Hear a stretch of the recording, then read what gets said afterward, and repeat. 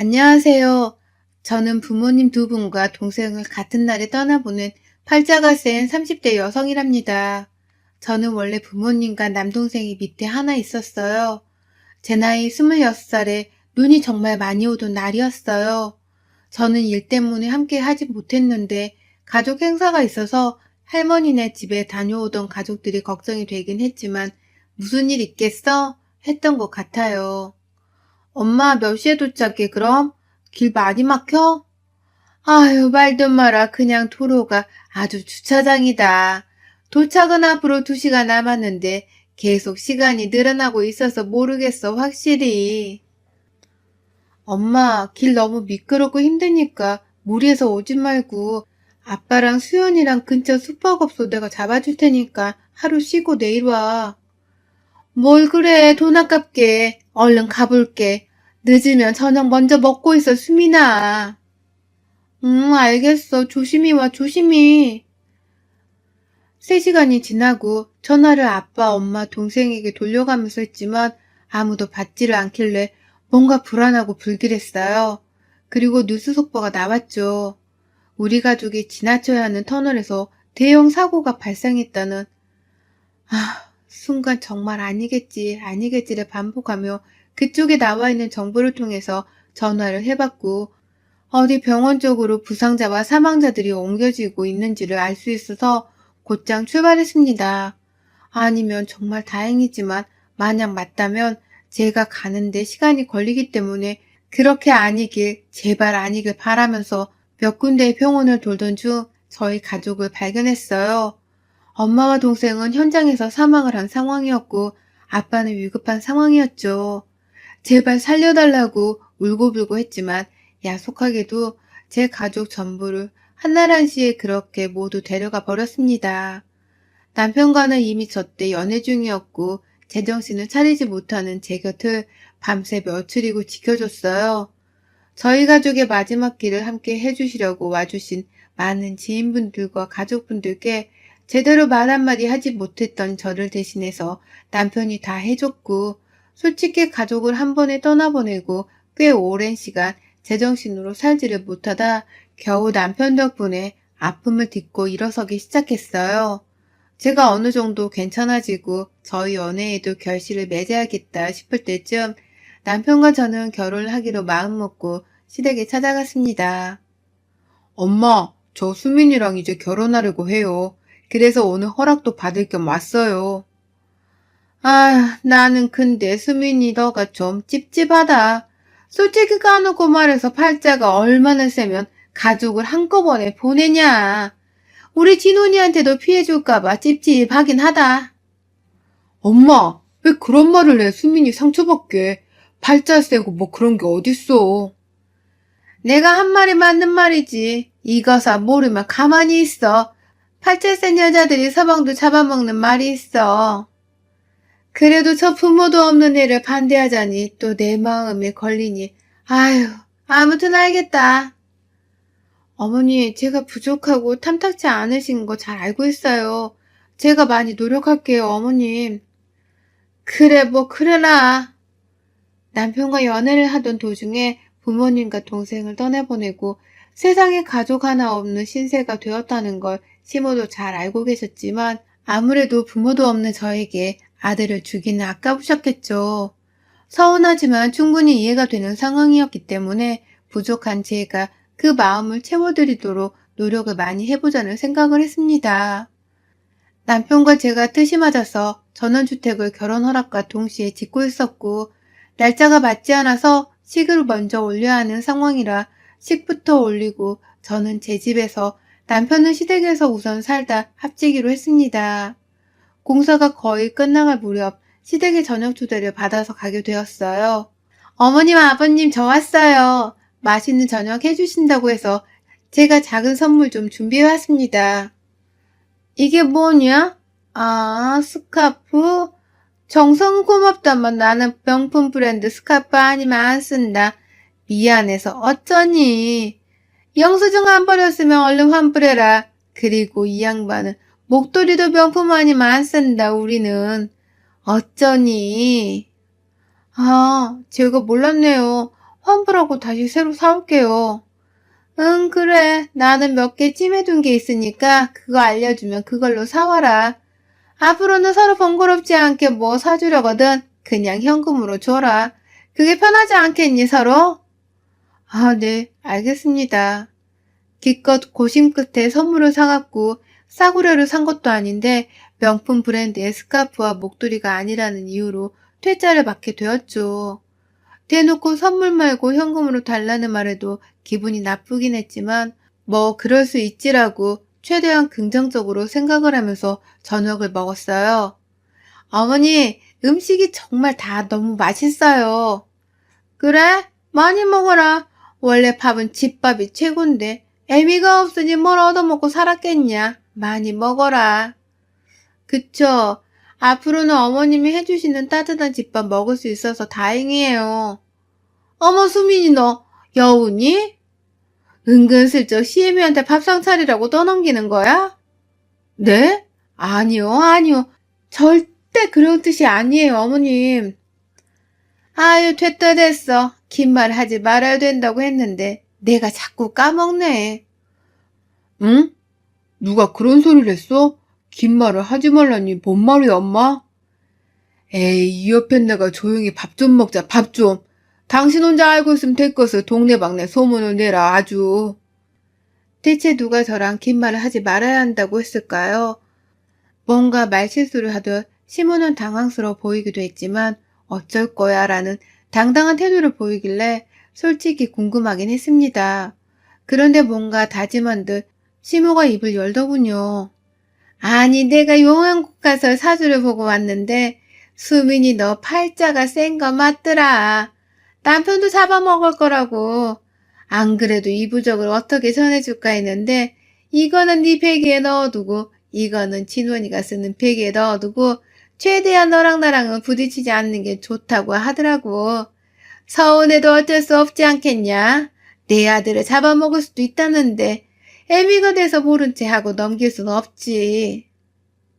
어머니, 그렇게 말씀하시면 저 상처받아요. 한나라시에 그렇게 온 가족을 떠나보내고 아직도 떠올리기만 하면 너무 아픈데 그렇게 함부로 말씀하지 말아주세요. 제가 부모한테 벌어진 고아도 아니고 누구나 겪을 수 있는 사고였는데 반대로 진원 씨가 그런 일이 생겼는데 저희 엄마가 진원 씨한테 어머님처럼 대하면 어머님 편히 눈 감으실 수 있겠어요? 저희 부모님이 저 위에서 눈도 못 감으실까봐 너무 속상해요. 그냥 저만 욕하세요. 예, 어디서 불가락에 그런 소리를 해? 너랑 친언니가 같냐? 여기 부모가 두 눈 뜨고 멀쩡히 살아있는데 이게 어디서 까불어 까불기를. 저도 저희 부모님 귀한 자식이에요. 저한테 그렇게 함부로 말씀하지 마세요. 제가 부모님을 잃은 게 제 잘못도 아니고 가장 아픈 상처를 저렇게 아무렇지 않게 말하는 시모한테 정이 뚝 떨어지면서 제가 왜 바보같이 참고 아무 말도 못하고 있는 건가 싶더라고요.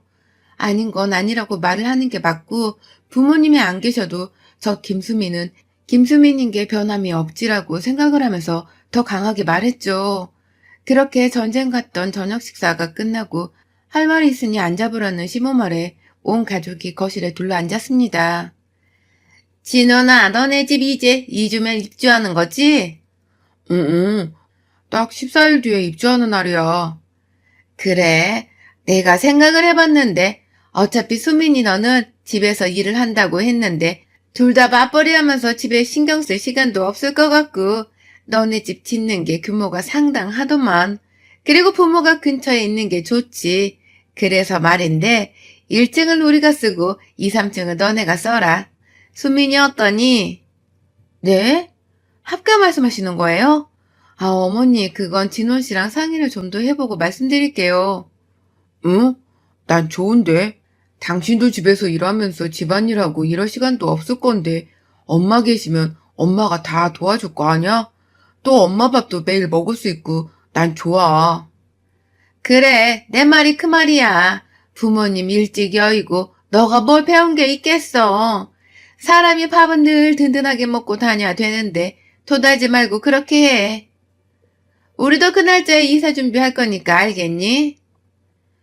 이미 저 세 식구는 저 빼고 꿍짝꿍을 다 해둔 상황이라 제가 말한 데 의미가 없더라고요. 남편이랑 따로 얘기를 해봤지만 뭐 어떠냐는 식이고 대화가 도무지 통하질 않았고 그렇게 너무 불편한 합가를 하게 되었습니다. 저는 직업 특성상 집에서 일을 하지만 새벽까지 일하는 경우가 많아서 늦게 자고 늦게 일어나는 편이에요. 그런데 당연히 옛날 분이신 시부모님들은 이런 저를 이해하지 못하셨습니다. 제가 자고 있는 저희 침실 문을 노크도 없이 벌컥 열어버리시더니 일어나라고 저를 막 흔드셔서 진짜 깜짝 놀랐습니다. 침실에서 자는 거니까 너무 편하게 입고 있었는데 어떻게 며느리 아들 침실을 저렇게 들어오지 싶었습니다. 얘, 해가 중천에 떴다. 언제 일어나라고 이래? 나이가 몇인데 내가 들어와서 너를 깨워줘야겠니? 아유, 못 산다, 못 살아. 이래서 가정교육이 중요한데. 아니, 너는 지금 나시를 입고 자는 거야? 시부모 모시고 살면서? 아이고, 망측해라, 망측해. 어머니, 제가 말씀드렸잖아요. 저 5시에 잤고, 지금 9시예요. 그리고 저희 방에 들어오실 때는 노크를 해주셔야죠. 여기는 저랑 진호 씨 공간인데, 저 안 깨우셔도 괜찮아요. 처음에 합구할 때 말씀드렸잖아요. 저희가 처음 합가를 하는 대신에 제가 몇 가지 말씀을 드렸어요. 저는 일 특성상 밤낮이 바뀐 편이니 아침은 건너뛰고 점심도 같이 못 먹을 것 같다고 제가 알아서 차려 먹고 할 테니까 신경 안 쓰셔도 괜찮고 시부모님 아침 점심상도 못 차려드린다고 대신 저녁상은 늘 제가 차려서 대접을 해드리겠다고 이 부분을 터치하지 말아달라고 몇 번이고 강조해서 말씀을 드렸습니다. 거기다 2, 3층은 저희 공간, 그러니까 침실은 특히나 저희 공간이니 꼭 노크를 해주시라고 옷을 갈아입을 수도 있고 하니 꼭 해주시라고 말씀드렸고 청소도 저희는 저희가 알아서 빨래도 알아서 하겠다고 다 말씀을 드렸거든요. 두 집 살림이 합쳐지는 거라 1층에도 세탁기 건조기가 있고 저희 층에도 세탁기 건조기가 있어서 그냥 그렇게 알아서 하고 살다 식사를 하거나 할 때만 1층에 모이기로 얘기를 다 해둔 상황인데 단 한 번을 지키지 않으니 신모는 매일같이 잔소리를 하기 바빴습니다. 제가 아침에 자든 해 뜨고 자든 뭘 하든 8시에 일어나야 하는 거 아니냐. 남들 일할 시간에 자고 있으면 어떡하냐는 주의였고 시부모를 모시면서 어떻게 아침상을 한 번 안 차리냐. 예의가 없다는 식으로 말을 하시더라고요. 결국 그 상황에 두 손 두 발을 다 들고 오전 타임에 식사와 청소까지 3층의 집안 살림을 제가 다 해야만 했죠. 사람을 불러야 할 것 같다고 말했지만 돈 아깝게 개념 없는 그런 생각을 하냐는 신모의 말에 부르지도 못했고 본인은 허리가 아프네, 힘이 없네, 관절이 아프네 등등의 핑계를 대면서 저를 부려먹었고 덕분에 저는 일이 더 밀려서 하루에 3시간 정도만 자고 집안일과 일을 동시에 해야 했어요. 아, 여보, 나 너무 힘들어. 진짜 미칠 것 같아.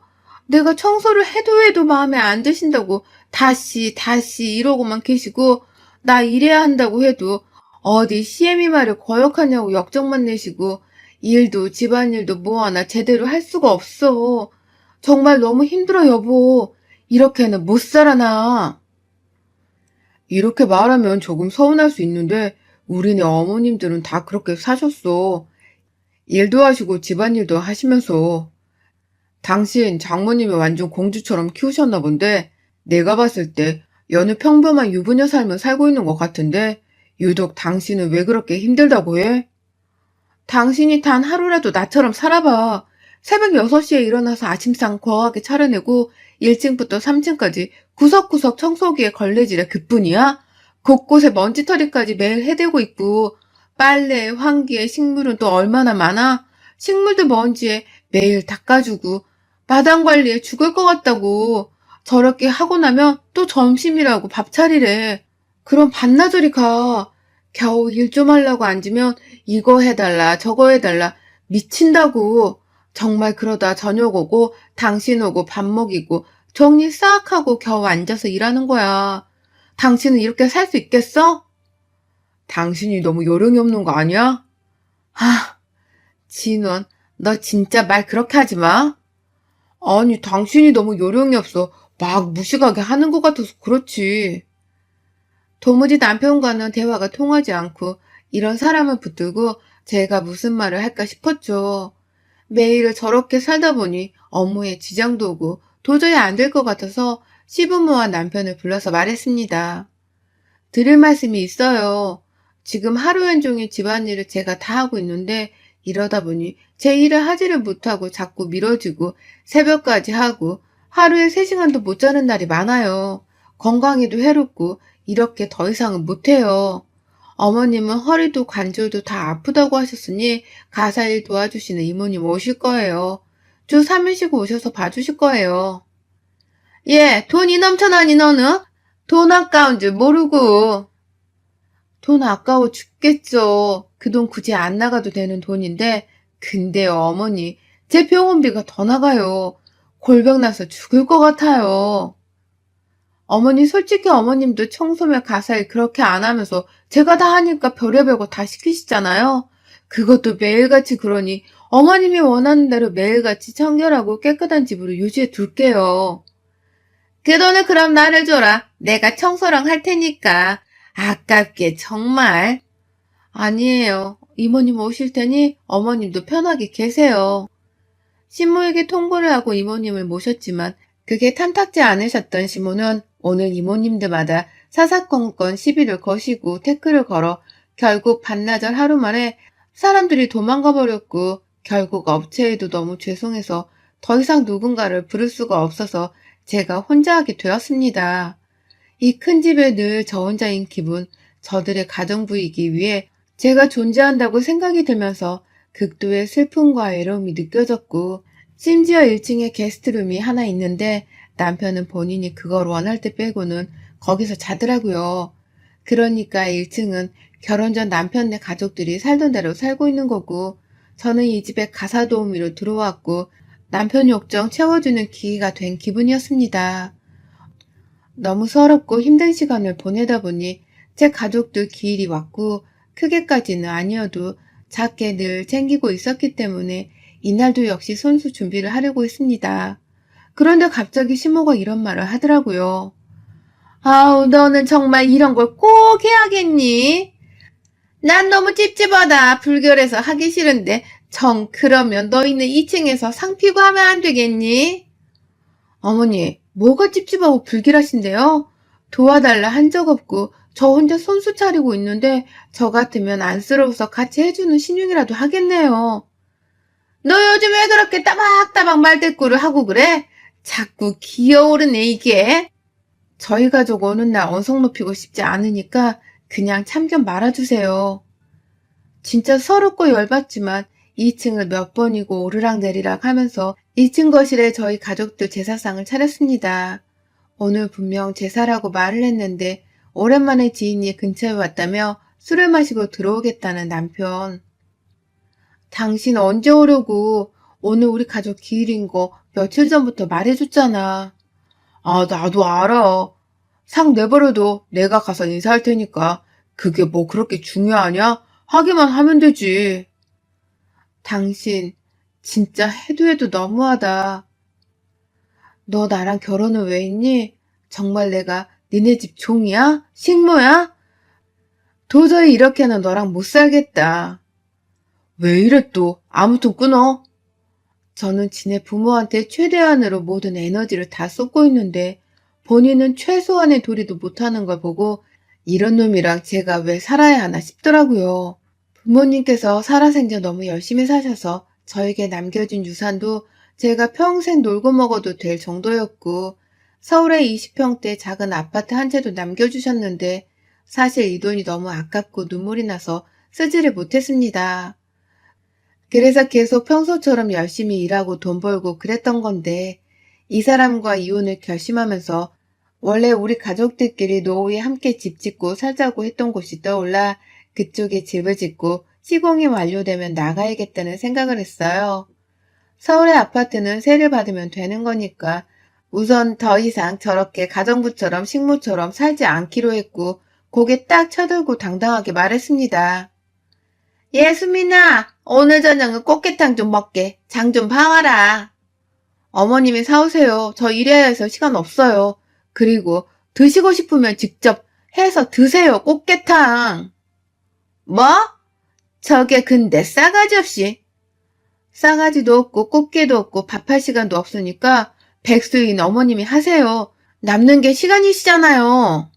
이런 식으로 속을 박박 긁어버렸습니다. 예, 마당에 잡초가 너무 많이 자랐어. 저걸 좀 싹 정리해라. 어머니, 저기 저 기계 보이시죠? 저걸로 잡초 정리하면 되니까 직접 하세요. 보기 싫으면 하시죠. 전 바빠서 일해야 해요.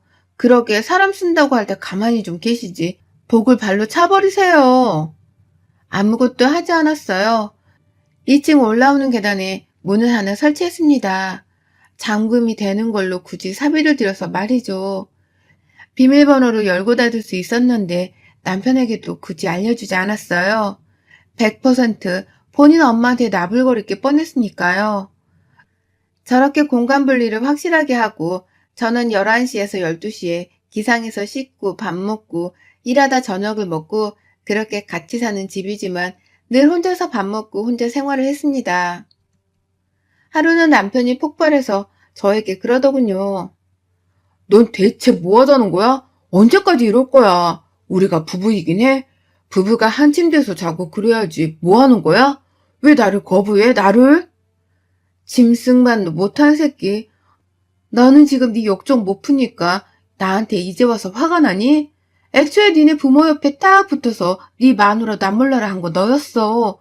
그러니 날 원망하지 말고 지난날의 너를 원망해야지. 참.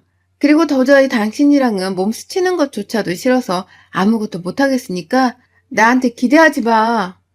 너 그거 이혼 사유야. 알지? 알고 하는 말이지? 이혼 사유는 이미 네가 만들어줬고 지독한 시집살이에 내가 두 손 두 발 다 들고 떠나려고 해. 이 집은 팔 거야. 우리 서류도 빠른 시일 내에 정리하도록 하자. 진호나, 너도 나도 이렇게 그만 살자. 이혼한다는 소식에 시모는 방방 뛰면서 부모도 없는 게 남편도 없이 어떻게 살려고 하냐고 난리를 치더라고요. 어머니, 제발 정신 좀 차리세요. 곱게 늙으시라고요. 다 늙어서 추태를 부리세요? 정말 보기 추하게 다시 예전의 삶으로 돌아가게 되셨는데 어떡해요? 친구분들한테 그 좋아하는 자랑질 못해서 굴러들어온 복덩이를 발로 힘껏 차서 내보내셨으니 앞으로 삶이 부디 무탈하시길 바랍니다.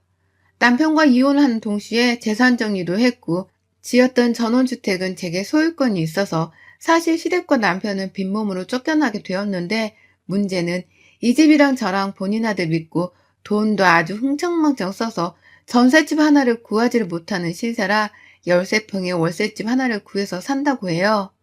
매일같이 네가 잘못했네 못했네 하면서 저 다시 데려오라고 붙잡으라고 남편에게 그러더라고요. 마지막에 제가 시댁 식구와 남편이 배 아프길 바래서 유상과 아파트의 정체를 밝혔었는데 정말 배 아파 죽으려고 하네요. 저는 저희 가족이 노후에는 꼭 함께 하자고 약속했던 지역의 그곳에 저희 엄마가 꿈꾸시던 집을 지었고 비록 가족들은 없지만 함께인 것처럼 그렇게 살고 있습니다. 여러분의 생각은 댓글로 남겨주세요. 오늘도 시청해주셔서 정말 감사합니다.